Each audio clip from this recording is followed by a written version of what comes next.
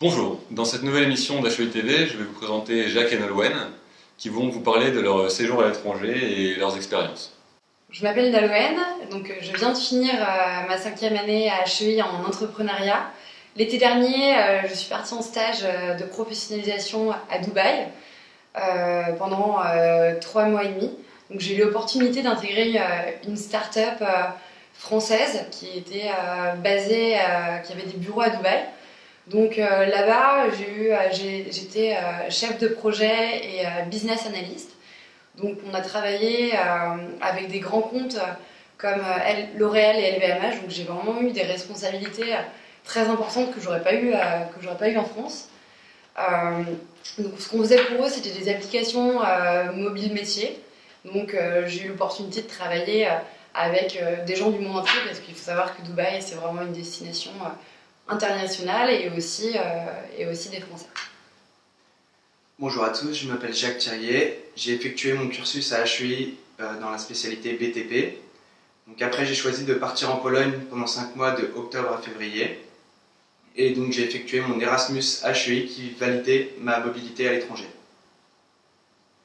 Alors maintenant, une question que je pense se pose la plupart des étudiants qui veulent partir à l'étranger.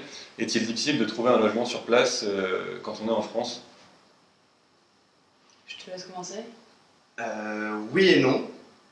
Tout dépend de la période à laquelle vous pensez partir et depuis quand vous préparez votre départ.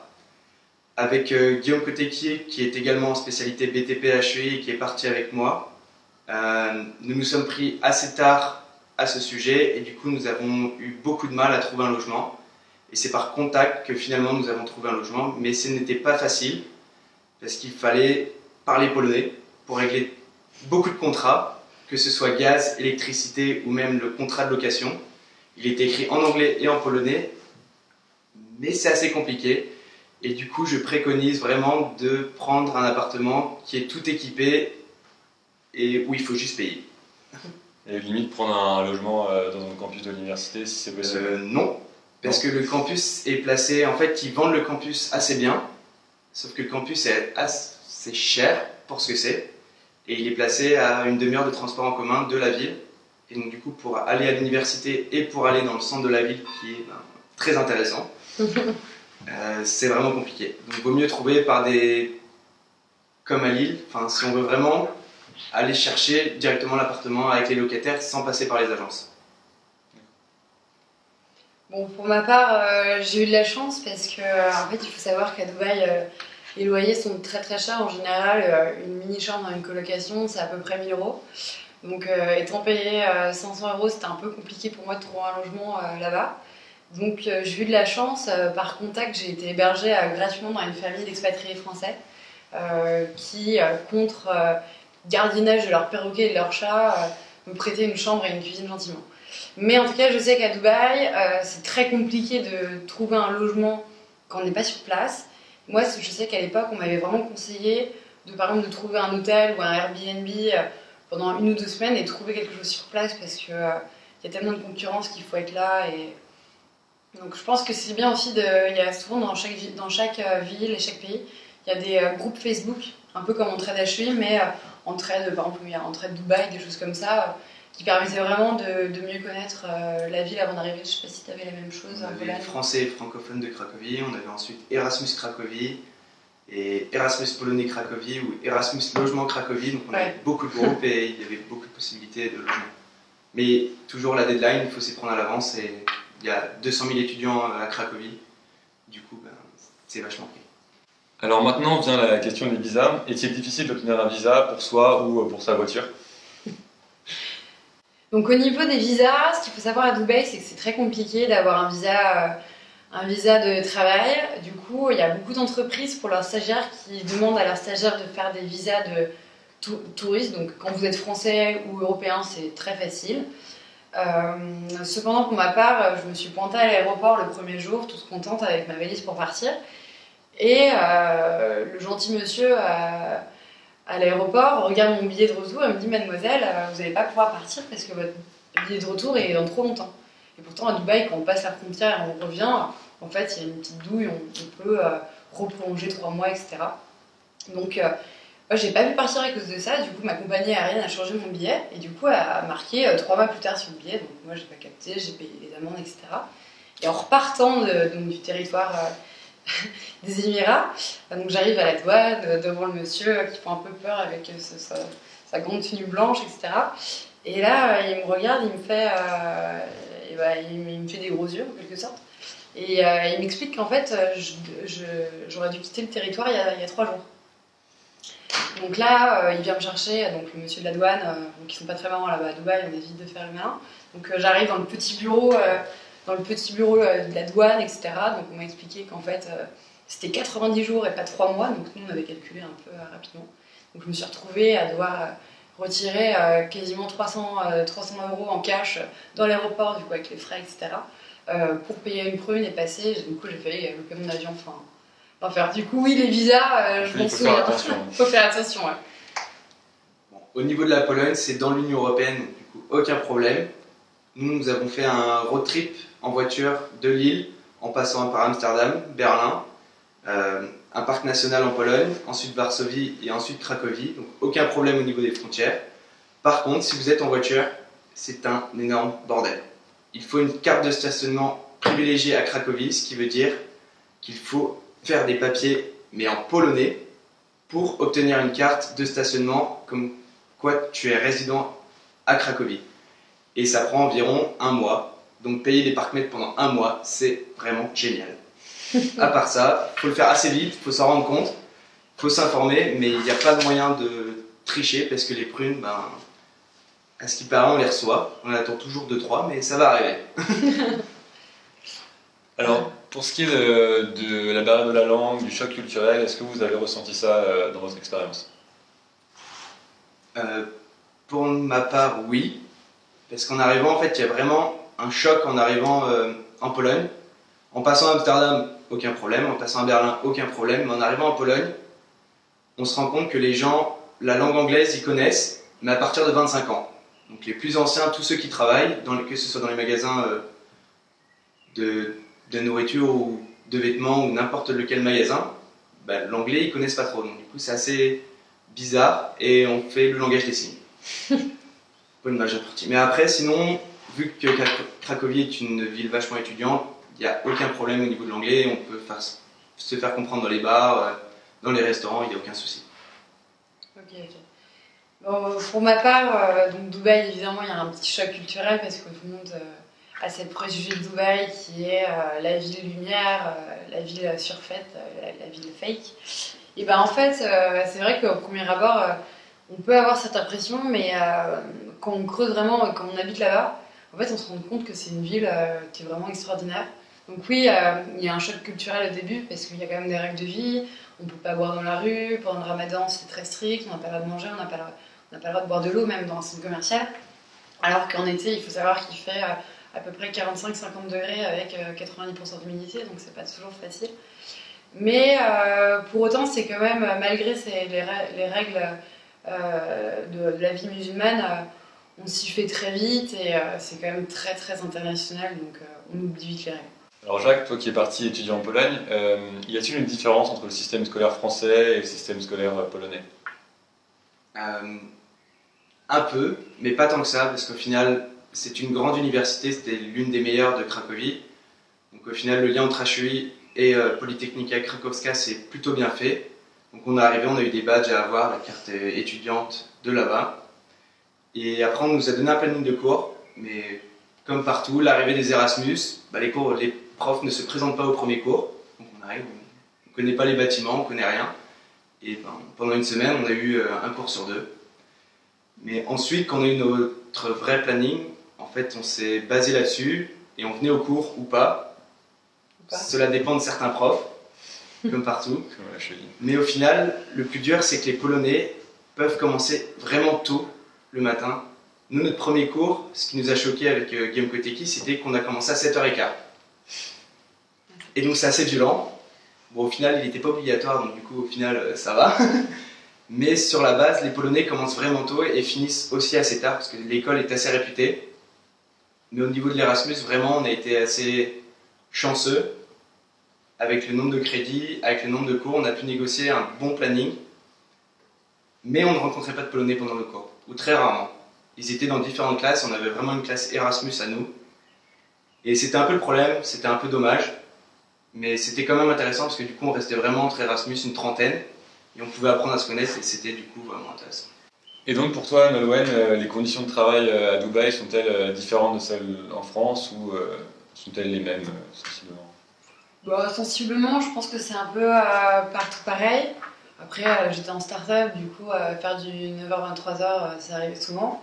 Mais bon, on a eu de la chance parce qu'on était dans un gros espace de coworking sponsorisé par Google, donc c'était hyper sympa. Il y avait des baby-foot, une petite cafette, tout le monde se parlait.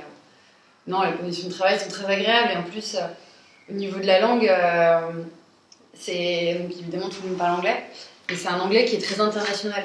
Du coup, personne va aller te juger parce que tu as fait une faute dans ta phrase d'anglais. Enfin, le but, c'est que tout le monde se comprenne, que tout le monde soit content et on travaille tous comme ça et ça passe très bien. Donc, non, les conditions de travail sont vraiment très agréables. Donc maintenant, pouvez-vous nous parler de votre vie là-bas, votre vie nocturne, la vie de tous les jours, vos activités? Donc, pour ma part, à Dubaï, j'ai vraiment eu la chance de rencontrer tout un groupe de Français qui étaient aussi en stage ou alors qui travaillaient là-bas. Donc, en fait, il y avait un ancien stagiaire avant moi qui m'a fait rencontrer son groupe d'amis, donc c'était très sympa. La vie d'expatrié à Dubaï, c'est absolument génial parce que donc, tout est neuf, tout est beau. Enfin, le cadre de vie est fabuleux. Le week-end, vous êtes en vacances parce que vous allez vous promener dans le désert ou alors vous allez faire du kite. Vous allez à la plage. Enfin, c'est quand même un cadre de vie qui est quand même très agréable. Après, au niveau de la vie nocturne, ce qui est un peu embêtant à Dubaï, c'est qu'on ne peut pas boire très facilement. Donc en fait, on n'a pas le droit d'acheter de l'alcool à Dubaï. Donc si quelqu'un va à Dubaï, un conseil quand vous arrivez à l'aéroport, avant de passer la douane, vous pouvez acheter de l'alcool. Il y a un magasin d'alcool dans l'aéroport, donc vous pouvez prendre, je crois, 2 bouteilles. Donc ça, c'est un peu, dès que quelqu'un prenait l'avion, c'était opération alcool. Et sinon, il faut avoir une carte spéciale de résident, signer que vous êtes bien, pas musulman, etc. Donc c'est assez compliqué pour acheter de l'alcool. Donc en général, les apéros, on fait assez attention à pas boire comme des trous en quelque sorte pour que tout le monde ait un peu d'alcool. Et aussi, pour aller dans les bars et dans les boîtes, c'est que dans les hôtels. Ça n'existe pas, vous ne trouverez pas dans une rue à Dubaï un petit bar, non. Il faut rentrer dans les hôtels, mais bon, ça paraît normal là-bas, donc finalement, c'est pas si choquant que ça. Et là, par contre, niveau boîte, niveau bar, c'est absolument incroyable, quoi. Je pense que c'est comme si on allait dans les meilleures boîtes parisiennes. Il y a des filles qui dansent partout. C'est des paillettes, quoi. Enfin, mais c'est assez marrant et ça change du Smile parce que moi, en tant que fille à la cheville, ça fait 5 ans que je vais en basket au Smile et là-bas, si tu n'étais pas en talon, ils te laissaient pas rentrer. Donc c'était quand même marrant. Alors là, complètement différent. Mais on peut pas boire dans la rue. Ah ouais? Comme tu l'as dit à Dubaï, c'est pareil. Ouais. Il y a beaucoup de police, parce qu'en fait le centre-ville de Cracovie est piéton, mais c'est composé que de bars, de restaurants et de boîtes. Dans le centre, après il y a le quartier juif, qui est aussi que bars, restaurants et boîtes. Et ce qui est génial, c'est que tous les étudiants sont autour, et qu'il y a des groupes Erasmus qui organisent des événements, des marathons, etc. Et même après, dès qu'on a chacun notre groupe d'amis, on peut aller dans les bars. Et la moyenne pour nous, c'était un restaurant 3 fois par semaine, parce que le prix est entre 2 et 10 € pour entrée, plat, dessert, bière ou bouteille de vin. Et après, les bars, quand on avait de la chance, l'happy hour était juste de 20h à minuit, donc il faut faire attention. Il ne faut pas arriver en retard. Et c'était 50 centimes la pinte et 50 centimes le shooter. Donc il y avait un large choix, et sinon c'était entre 1 € et 2 € maximum, la pinte. Et le shooter c'était 1 €, la classique. Et donc au niveau sortie, c'est incroyable parce que vraiment dès que tu as un groupe d'amis, tu donnes des points de rencontre. Ils ont des salles de billard aussi, des endroits où tu peux boire du thé et jouer aux échecs. C'est génial, faut pas critiquer. Et c'est vraiment hyper sympa pour rencontrer du monde parce que même si tu vas tout seul, tu rencontreras forcément un Polonais ou quelqu'un et tu peux parler avec lui. Les gens sont vraiment ouverts à la communication et c'est vraiment intéressant de parler avec tout le monde. Mais après au niveau des sorties, si on veut approfondir la chose, on peut faire des apéros en disons de 18h à 6h en sortant plutôt bien. On peut s'en tirer pour 12 € en sortant dans le bar, dans la boîte, ce qui est plutôt pas mal. C'est des boîtes un peu underground, dans les caves, un peu old style, et donc du coup un peu propaganda russe des fois, avec des concerts un peu vraiment old school, on est autorisé à fumer dans les caves, ce qui est un peu genre incroyable à Lille, ce qui arriverait jamais, ou ce qui est pas légal. Et là-bas on a le droit de faire un peu tout ce qu'on veut tant qu'on respecte le fait de pas boire dans la rue. C'est un peu à l'opposé de Dubaï en fait, parce que... C'est exactement l'opposé, parce que l'alcool est gratuit, les gens dans la rue, bah, tu peux arriver dans une boîte complètement en jogging, Marcel ou je sais pas quoi, et on a rencontré une seule boîte payante, la meilleure boîte électro, qui est genre avec 6-7 pièces différentes, des grandes pièces, et là il faut payer, c'était l'équivalent de 4 € l'entrée, ce qui pour nous était cher, vu que les boîtes sont gratuites normalement, même en Pologne, et c'est vraiment intéressant comme pays, quelques soirées, c'est sympa. J'imagine. Parce qu'il faut savoir qu'à Dubaï, le coût de la vie c'est peut-être au moins x10 celui de Pologne. Une entrée en boîte, c'est minimum 30 €. Un verre en boîte, une pinte, bah même que ça soit en boîte ou dans un bar, c'est à peu près entre 10 et 15 €. Donc en général, il faut connaître quand même les bons points. Même la bouteille, on a essayé. C'était pas cher. C'était 50 € la bouteille pour 1 litre. Et de la vodka polonaise, forcément. Donc, du coup, ça rajoute une gamme au-dessus. Bon, ce qui est bien avec ça, c'est qu'on a eu les deux opposés. Donc maintenant, qu'est-ce que vous avez le plus aimé dans votre expérience? L'Erasmus apporte beaucoup de contacts, que ce soit des Français ou des personnes étrangères. Par exemple, notre groupe était composé d'un Australien, de Norvégiens, de Français, d'Allemands, d'Autrichiens, en grosse partie. Et donc, du coup, on s'est vraiment fait un groupe d'amis vraiment intéressant et avec lesquels on a pu partager, qu'on voit toujours maintenant d'ailleurs. Et c'est vraiment des contacts qu'on peut garder dans la vie de tous les jours. Et à part ça, bah, c'est vraiment les sorties. Les prix en Pologne sont incroyables. On peut découvrir la gastronomie polonaise, la vodka polonaise, et ça n'a pas de prix. Donc comme Jacques, c'est les rencontres. J'ai rencontré vraiment plein de gens formidables à l'étranger, et je pense que quand on part à l'étranger, notre expérience elle est faite de rencontres. Par exemple, à un moment j'ai rencontré un vendeur de Cholet-Royal qui était syrien, et on a parlé pendant 1 heure de sa vie en Syrie, de sa famille. Il m'expliquait que c'était très compliqué alors que lui était ingénieur informatique. Enfin, c'est des rencontres comme ça quand on part dans des pays qui sont proches de certains conflits. Je sais pas si pour toi c'était pareil avec l'Ukraine ou des choses comme ça. Je sais que c'est des choses qui font mûrir. Et après, professionnellement, c'est un stage aussi qui m'a apporté énormément, parce que Dubaï, comme ce que je disais tout à l'heure, c'est des opportunités énormes contrairement à la France, et c'est clair que je suis pas prête de refaire ça en France, quoi. Donc maintenant, pour finir, un conseil pour les futurs étudiants qui vont partir à l'étranger? Un conseil, partez pas avec vos préjugés, soyez ouverts. Réfléchissez pas comme un Français, adaptez-vous à la population, goûtez les plats, la culture. Immergez-vous, ça va être rapide, donc vous avez peu de temps, et profitez-en, rencontrez des gens, sortez et restez pas chez vous, quoi. C'est exactement pareil. Le principe, c'est de partir en se disant je vais découvrir quelque chose de nouveau. Même si un soir tu es tout seul chez toi, c'est juste d'aller dans un bar, rencontrer des gens, de parler avec des gens, de faire quelque chose en fait. C'est vraiment facile de rencontrer des gens, les gens sont vraiment ouverts à l'étranger et ils demandent qu'à apprendre. Tu vas apprendre aussi de la culture, des fois il faut te taire parce que l'exemple, la Pologne, ils sont très nationalistes, très extrême droite, mais il faut être ouvert, il faut parler avec eux, ils sont pas méchants, ils te tapent pas trop normalement. Mais à part ça, c'est vraiment le conseil que je donne, c'est le même, c'est rencontre des gens et profite de ton Erasmus et fais le bon choix. Et amuse-toi.